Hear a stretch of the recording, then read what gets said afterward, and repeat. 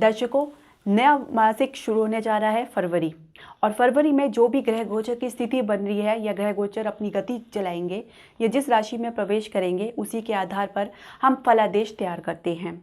और पूरी 12 राशियों का हम अलग अलग वीडियो में फलादेश का वर्णन करेंगे। हरे कृष्णा दर्शकों, मैं आचार्य पूजा आपका वैदिक एस्ट्रोकेन में स्वागत करती हूँ।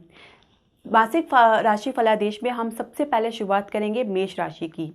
मेष राशि में जो भी ग्रह गोचर आपके लगन या आपकी जन्म राशि के अनुसार बन रहे हैं, उसी के आधार पे हम आपके विभिन्न क्षेत्र जैसे आपका शिक्षा, करियर, व्यवसाय, प्रेम संबंध, विवाहित जीवन या स्वास्थ्य, जो भी ग्रह गोचर की स्थिति के अनुसार आएगा वो हम फलादेश आपको बताएंगे। सबसे पहले जान लेते हैं आपके लगन के अनुसार, अपनी राशि के अनुसार जो ग्रह गोचर की स्थिति बन रही है वो किस प्रकार है। लग्नेश मंगल आपके द्वितीय स्थान में विराजमान रहेंगे। राहु और केतु प्रथम और सप्तम स्थान में रहेंगे। बृहस्पति द्वादश स्थान में रहेंगे, जिनको बाद में शुक्र उनके साथ युति बनाएंगे 15 फरवरी के लगभग। इसके अलावा शनि महाराज एकादश भाव में रहेंगे, जहाँ पे 13 फरवरी को सूर्य भी उनके साथ युति बनाएंगे। आपके दशम भाव में बुध प्रवेश करेंगे 7 फरवरी को धनु राशि से। तो ये कुछ इस ग्रह गोचर की स्थिति आपकी राशि या कुंडली के अनुसार बन रही है। अब इसी आधार पर हम आपको बताएंगे कि विभिन्न क्षेत्रों में आपका कैसे फलादेश या कैसे आप देखेंगे इनका प्रभाव। तो सबसे पहले हम शुरुआत करेंगे स्वास्थ्य से। तो स्वास्थ्य की दृष्टि से देखें तो आपका फरवरी का महीना सामान्य रहने वाला है। कुछ छोटी मोटी समस्याएं को अगर हम छोड़ें, जिसमें आपके दांत से संबंधित समस्या आपको हो सकती है। इसके अलावा अगर आपको शुगर की थोड़ी तकलीफ है तो उसका भी आपको विशेष ध्यान रखना होगा। वाहन इत्यादि को सावधानी पूर्वक चलाएं, चोट और दुर्घटना का भी भय हो सकता है। इसके अलावा जिनको अस्थमा की प्रॉब्लम है, सांस से संबंधित दिक्कत है या स्वास्थ्य से संबंधित कुछ परेशानियां चल रही है, तो आपको विशेष तौर से आपका ध्यान रखना होगा, क्योंकि मध्य फरवरी तक जब सूर्य राशि कुंभ राशि में प्रवेश करेंगे तो ये समस्या थोड़ी बढ़ सकती है, तो इसका आप विशेष ध्यान रखें।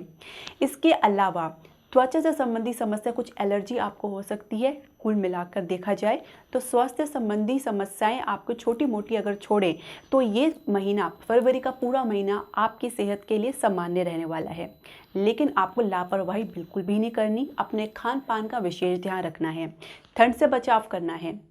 तो दर्शकों, ये था आपका स्वास्थ्य का फलादेश। अब हम बात करेंगे आपके शिक्षा क्षेत्र और करियर की। मेष राशि के अगर हम शिक्षा क्षेत्र और करियर की बात करें तो देखते हैं फरवरी का महीना उनके लिए ग्रह गोचर की स्थिति के अनुसार कैसे रहने वाला है। शुरुआती दौर में कुछ अच्छी सफलता देखने को मिल सकती है। मध्य फरवरी में कुछ संघर्ष में वृद्धि देखने को मिल सकती है, जिसकी वजह से प्रोग्रेस में थोड़ी गिरावट आप देखेंगे। इसके अलावा आलस्य के कारण आपकी प्लानिंग पे काफ़ी पानी फिर सकता है, तो इसका आपको विशेष ध्यान रखना है। उत्साह में कमी ना आने दें। इसके अलावा पढ़ाई का एक्स्ट्रा प्रेशर लेने की कोई ज़रूरत नहीं है।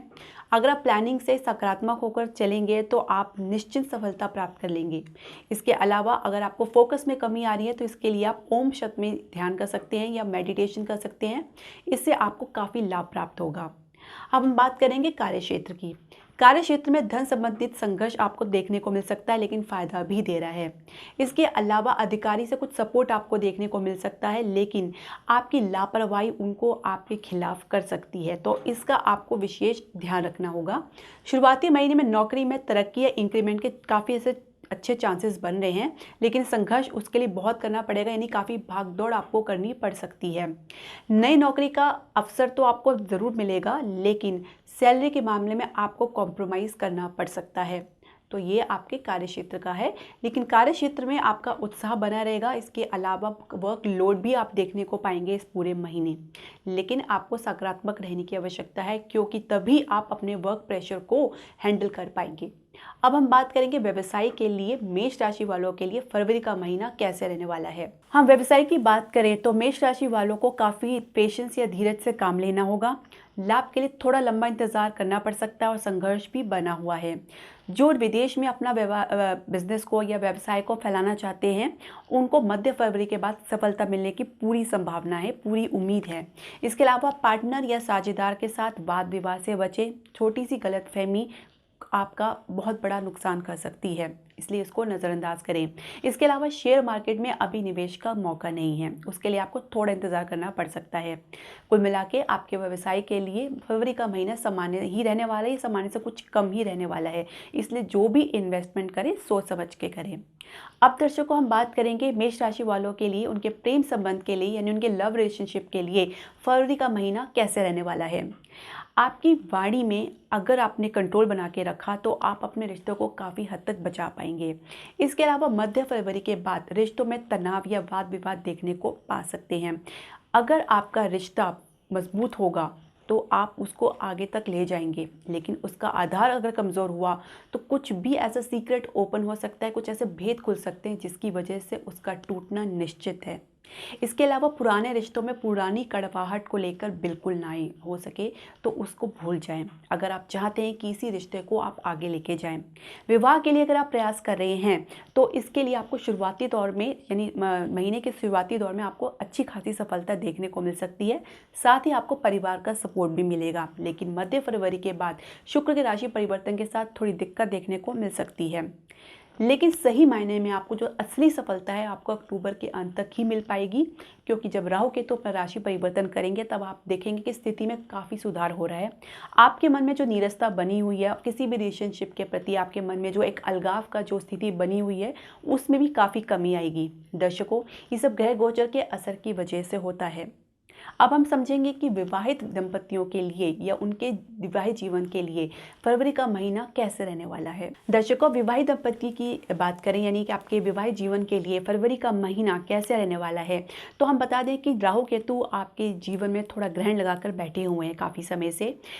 आपके विवाहित जीवन में राहु केतु का जो रोल है वो इसकी वजह से आपके अपने रिश्ते में जो कड़वाहट है या जो वाद विवाद देखने को मिल रहा है, इसमें आपको थोड़ा समझदारी से काम लेना होगा। ऐसे समय में जब आपको लग रहा है कि आपका रिश्ते में तनाव आ गया है, वाद विवाद आ गया है या गलतफहमी आ गई है, तो उससे आपको एक गंभीरता से सोचना होगा, एक दूसरे को सहयोग करें और सबसे बड़ी बात एक दूसरे को सुने और समझें, उनकी बातों को समझने की कोशिश करें और अपनी बातें भी उनके सामने रखें। तो ये आपके रिश्ते के लिए बहुत कारगर साबित होगा। यानी थोड़ी समझदारी और थोड़ी गंभीरता से आपको चलना होगा। इसके अलावा जीवन साथी के विदेश यात्रा का भी योग बन रहा है, या ऐसा भी हो सकता है कि आप अपने जीवन साथी के साथ किसी लंबी यात्रा में जाएं। इसके अलावा संतान पक्ष के लिए भी आपको अच्छा समाचार मिल सकता है, यानी आप अगर संतान पक्ष के लिए प्रयासरत हैं तो शुरुआती दौर में आपको सफलता मिल सकती है। इसके अलावा अगर आपके जो आप अपनी जो जीवन साथी उसमें आप उनके ऊपर काफ़ी अच्छा खासा खर्च भी कर सकते हैं, या उनके वजह से कुछ ऐसा आपको खर्चा देखने को मिल सकता है। लेकिन कुल मिला के आपको काफ़ी संयम से काम लेना होगा, काफ़ी धीर और गंभीरता से काम लेना होगा। परिवार का आपका सहयोग तो मिलेगा, लेकिन उनकी दखलंदाजी भी आपके रिश्ते को थोड़ा ख़राब कर सकती है, वो चाहे आपके परिवार की तरफ से हो या ससुराल के पक्ष से हो। तो ये आपको आप दोनों को डिसाइड करना होगा, आप दोनों को एक दूसरे को समझना होगा। दर्शकों, कुछ ऐसे उपाय की बात कर लेते हैं, कुछ ऐसे टिप्स की बात कर लेते हैं जिसको आप ना कर आप काफ़ी हद तक कुछ नकारात्मक प्रभाव को कम कर सकते हैं। जो भी ग्रहों के नकारात्मक प्रभाव आपको लग रहे हैं, तो अगर आप ये उपाय श्रद्धा और विश्वास के साथ करेंगे तो आप इसको ज़रूर कम कर पाएंगे। उसके लिए आप क्या कर सकते हैं, आप गणपति के मंत्र का निरंतर जाप करें। ओम गंग गंग गंग गणपति नमः का ज़रूर जाप करें 108 बार। इसके अलावा आप कुत्ते को भोजन करा सकते हैं, तो इससे ग्रह कलेश भी कटते हैं। दर्शकों, कोई भी उपाय श्रद्धा और विश्वास के साथ करेंगे तो उसका फल ज़रूर मिलता है, लेकिन उसके लिए आपको पेशेंस या सब्र भी ज़रूर रखना होगा। दर्शकों, आपके जो भी प्रश्न, सुझाव या राय है आप हमारे कमेंट बॉक्स में ज़रूर डालें। और इसके अलावा आप अगर अपनी कुंडली का विश्लेषण हमसे कराना चाहते हैं तो आप नीचे दिए गए व्हाट्सएप नंबर पर हमें ज़रूर कांटेक्ट करें। और हाँ, हम आपसे उम्मीद करते हैं कि आप हमारे चैनल को लाइक, शेयर और सब्सक्राइब करें। हरे कृष्ण।